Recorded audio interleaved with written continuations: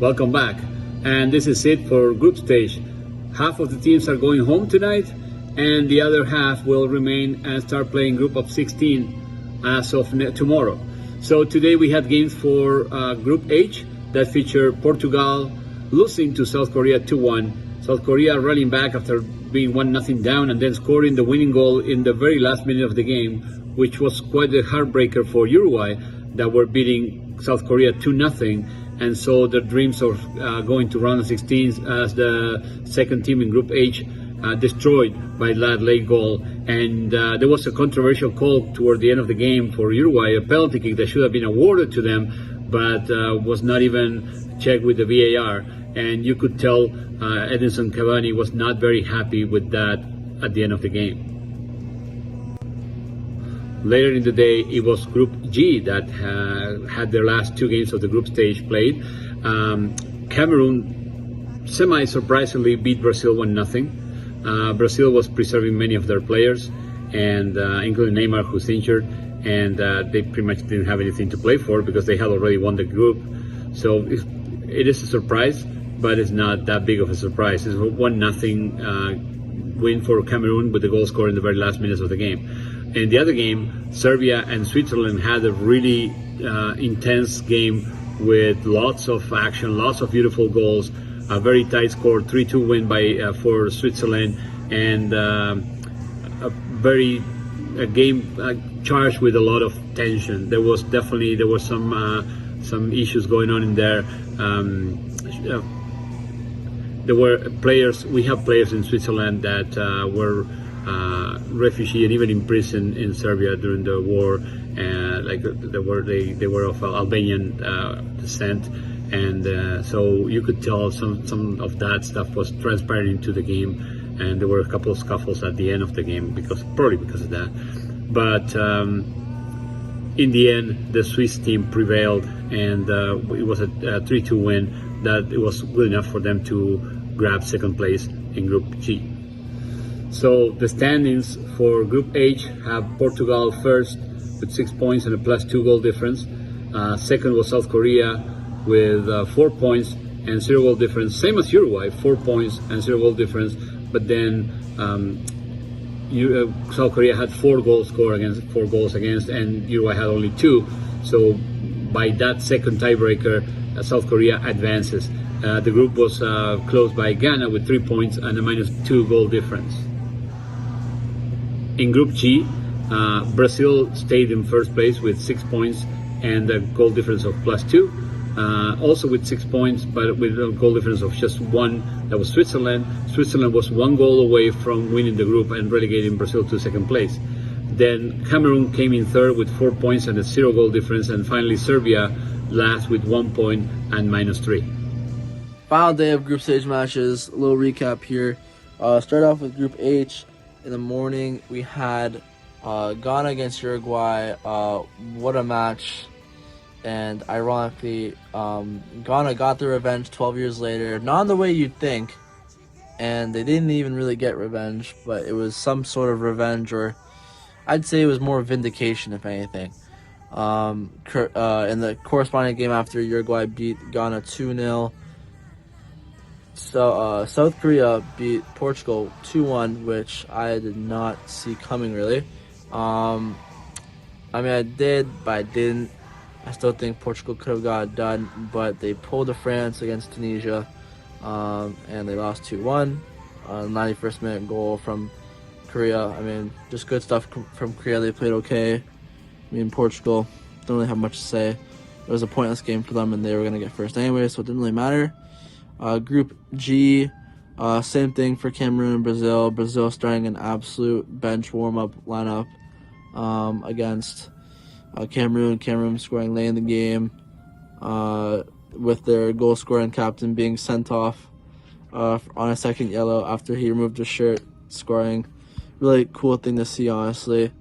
You know, probably the happiest man ever to get sent off at the World Cup, can't lie. But and the best match, in my opinion, the one I was most excited for, was Serbia and Switzerland. Switzerland did win 3-2. As I thought that Switzerland would come out victorious in that one. just the better side. A lot of drama, as I expected. A lot of goals. Just a great way to end off the group stages in 2022 World Cup. So as I mentioned before, round of 16 will begin tomorrow. First game is going to be Netherlands against the US at 10 in the morning Eastern time, followed by Argentina against Australia at 2 p.m. Then on Sunday we'll have France against Poland at 10 a.m., followed by England against Senegal at 2 p.m. On Monday, the games are going to be Japan against Croatia at 10 in the morning, and then Brazil against South Korea at 2 p.m. And then finally on Tuesday, it's going to be Morocco against Spain at 10 in the morning, followed by Portugal and Switzerland at 2 p.m. Hi. Even though Netherlands hasn't been as impressive as I thought they would be, they haven't dominated their group. They played okay. And even though I'm going to be cheering for my home team, USA, I'm going to have to pick Netherlands over USA on the first game. I think tomorrow in the first two games of the round of 16 of the World Cup that the Netherlands are going to beat United States by 2-1. Pretty tight game, but I think the Netherlands is going to win just by like one thread, just one lucky opportunity. And then I think that Argentina is going to beat Australia 2-0. I really hope Argentina wins. Saturday morning, 2 games today, starting round of 16. It's disappointing to see Uruguay get eliminated yesterday, but we still got our boys in the mix. Today we got Netherlands USA at 10 a.m. our time here in Kitchener, and then we have the big one, Argentina Australia, 2 p.m. I got as much as I want the Dutch to win, I got a bad feeling they might actually tie, and this game might go to extra time. So I'm gonna say 2-1 win for the Dutch in extra time. And then Argentina, I think this is the game where they finally kind of show everyone what they're made of and get their big, 3, 4, 5-0 win, hopefully. But it is round of 16, so you never know. Anybody can beat anyone. I've been overconfident before, so we'll see how it goes. Looking forward to the games today. The round 16 starts tomorrow, and we got some good games on tomorrow. We have, I believe, the first match. I know the 2 matches tomorrow are the Netherlands against America, and the other match is Argentina against Australia. Now, my thought on America and Netherlands is I think that it's closer than people think. I think that Netherlands play really negative. They play very defensive. They play with 5 at the back. But I also acknowledge that the way America plays is really boring. It might not be the same defensive style of play, but they also play really boring. So it's kind of just like a boring team against a boring team. I think that America has like the direct play and the speed to hit them on the counterattack. But I also think that Netherlands just has the quality to beat them. I'm going to say this might be a little bit out there, but I'm going to say they go 1-1 at full time, and then Netherlands score a late goal in extra time to win the game 2-1 and add extra time. So, yeah. Second game, Australia against Argentina. Even though Argentina struggled against Saudi Arabia in the first game of the group stages, I think that they bounced back quite well against Poland and Mexico. I think that Australia are extremely lucky to limp in. Not limp in, but like to get into this part of the competition. I mean, they played okay. They beat Tunisia, they beat Denmark. Denmark underperformed. But I think that Argentina will come away with a 3-0 victory.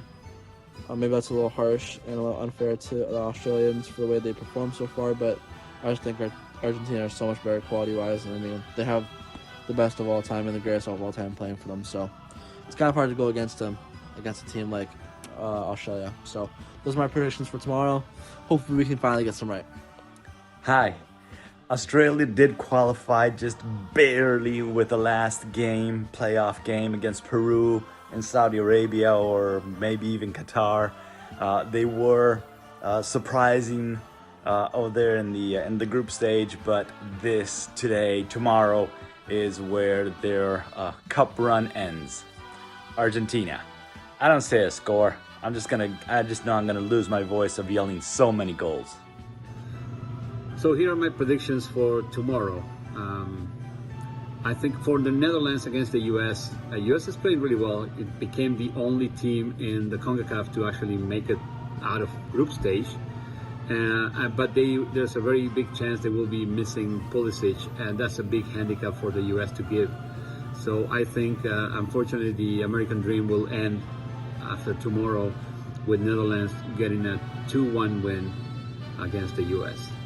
Then for the second game of the day, Argentina against Australia. Argentina also losing a key player. Di Maria is injured and it's expected that he will not be playing. The question is who's going to go in for him. As usual, Scaloni has not confirmed the starting lineup for tomorrow. That being said, I think the strength of the Argentinian individualities plus the incredibly good-looking team play that they exhibited against Poland should be more than enough for them to have a comfortable win against Australia. They only need to worry about the really fast wings or wingbacks that Australia has, but the defense has been playing really well. Molina had a fantastic game on against Poland, and then Acuna has been playing really well too. And whenever Montiel or Tagliafico were playing in their positions, they also did well. And then Otamendi has been a staple in the back as well. So I think Argentina should win this game, probably by a score of 3-1.